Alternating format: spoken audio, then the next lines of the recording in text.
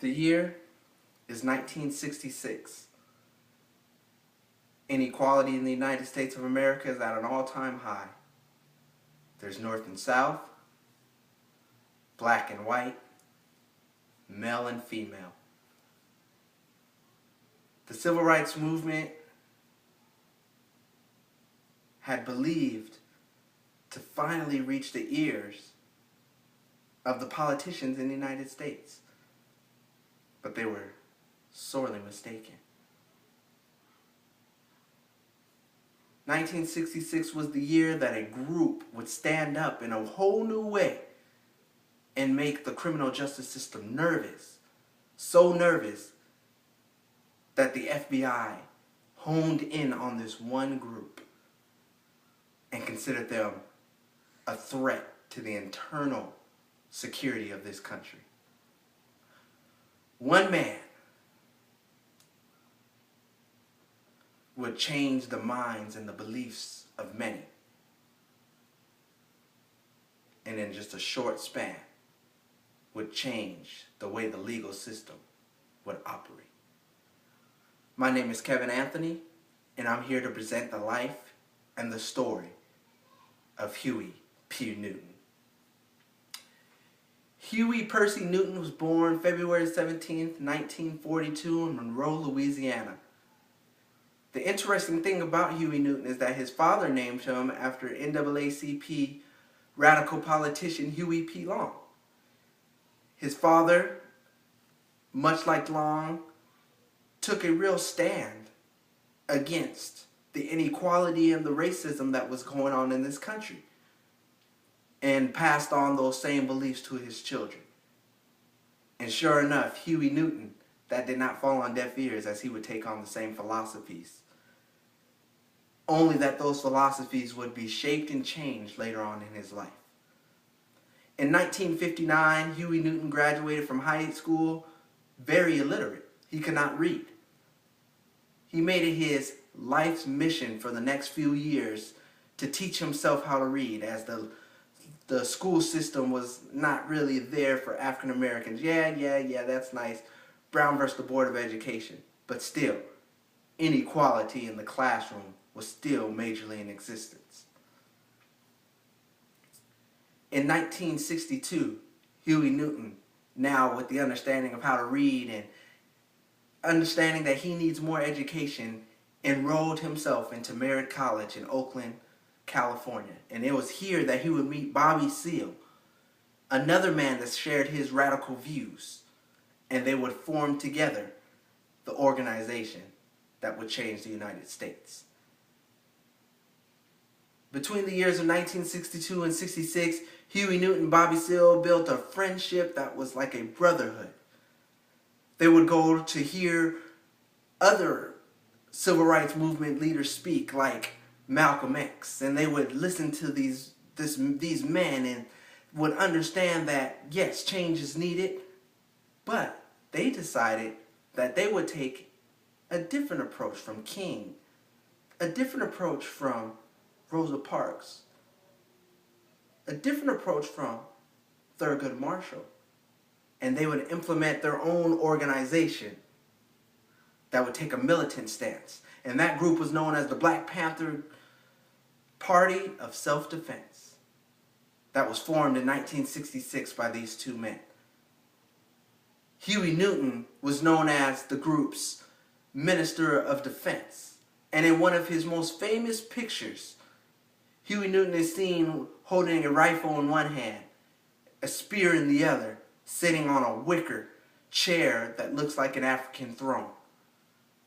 That picture, along with many others, showing the Panther organization carrying guns and many different types of weapons, varying from AK-47s to pistols, to even being seen with ammo wrapped all around their chest and their body.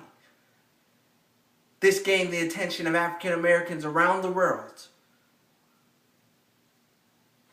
Their membership reached as many as 2,000, with chapters in many cities, including Seattle, Chicago, and DC.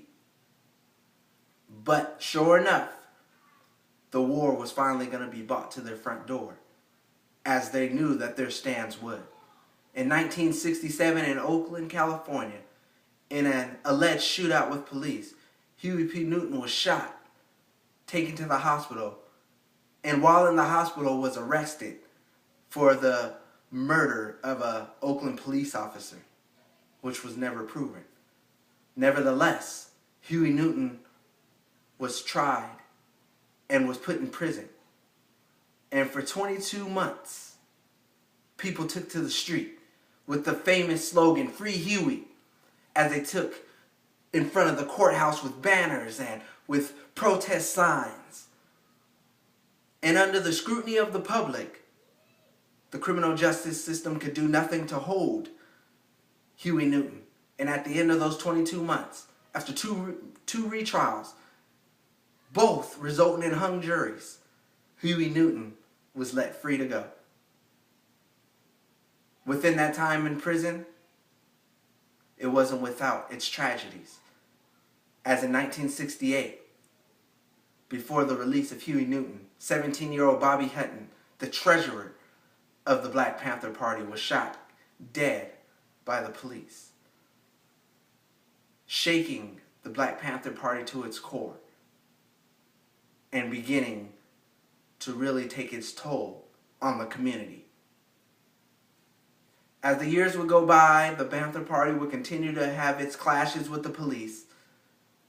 They would continue to be arrested, and Newton would continue to be brought up on criminal charges. In 1971, those charges would stick this time, as Huey Newton was convicted of crimes against the police department and against the city. Instead of going to serve his prison sentence, Newton fled to Cuba. And it was during this time that the Black Panther Party officially disbanded, as key members left. Bobby Seale would leave. Eldred Cleaver would leave. And the group had finally seen its last days. 1974, Newton returned from Cuba to serve out his sentence, and upon his release, left the violent stance that he took, the militant stance, and decided to take a nonviolent social stance. In 1980, Huey Newton enrolled into UC Santa Cruz to gain his PhD. And throughout the remainder days of his lives, he continued to take his social stance against the injustice that was being brought upon his people. Over the next 7 years, between 1982 and 1989, it was believed and alleged that Huey Newton had a drug problem, though never confirmed. He was in and out of jail for his alleged possession of drugs. On August 22nd, 1989, in a confrontation with a man, Huey Newton was shot dead on the streets in Oakland, California. Whether you agree with the militant stance that Huey Newton took, or you prefer the more nonviolent stance that Huey Newton took, the bottom line is it was the same man who had the same vision and goal: equality for African Americans. As they made in their 10-point program, made it very clear that they wanted equal employment for African Americans, that African Americans can live where they want and get houses when they want. Huey Newton took a stand like no other person in this country took a stand against anything. They weren't afraid to take pictures with guns. He wasn't afraid to tell the police what he thought about them. He went against the norm and decided to act in the way that he saw fit. Huey Newton should be remembered for the change that he helped to make in this country. In conclusion,